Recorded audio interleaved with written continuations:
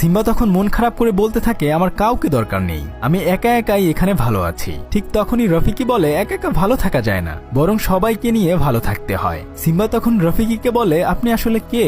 আমি কি আপনাকে চিনি? রফিকি বলে, তুমি আমাকে চিনবে না, তবে তুমি তোমার নিজেকেও কিন্তু চেনো না। যাই হোক, আমি তোমাকে এবং তোমার বাবা সবাইকেই চিনি। শুধু তাই নয়, তোমার বাবা এখনো বেঁচে আছে। বাবার কথা শুনে সিম্বা অনেক বেশি অবাক হয়ে যায়। রফিকি তখন বলে, তুমি কি তোমার বাবাকে দেখতে চাও? তাহলে আসো আমার সাথে। সে তখন সিম্বাকে একটি নদীর ধারে নিয়ে পানির মধ্যে তার প্রতিচ্ছবি দেখিয়ে বলে, তোমার ভিতরেই তোমার বাবা বেঁচে রয়েছে। এরপর সিম্বা আকাশের দিকে তাকিয়ে তার বাবার কথা চিন্তা করতে থাকে। তার বাবা যেন তাকে বলছে, যাও সিম্বা, তুমি তোমার রাজ্যে ফিরে যাও, রাজ্যের সমস্ত প্রাণীদেরকে তুমি রক্ষা করো। এরপর সে সেই আগের সিম্বাকে খুঁজে পায়। বিশাল জোরে গর্জন দিয়ে নিজের উপস্থিতি সবাইকে জানিয়ে দেয়। এরপর সে নিজের রাজ্যের উদ্দেশ্যে যাত্রা শুরু করে। পথের মধ্যেই নালার সাথে তার দেখা হয়ে যায়। তারপর তারা দুজন মিলে অনেক পথ পাড়ি দিয়ে পাহাড়ের সেই উঁচু জায়গাটিতে আসে। কিন্তু সে চারদিকে তাকিয়ে দেখে সমস্ত কিছু কেমন যেন মলিন হয়ে গেছে। যেখানে সেখানে পশু পাখির কঙ্কাল পড়ে রয়েছে।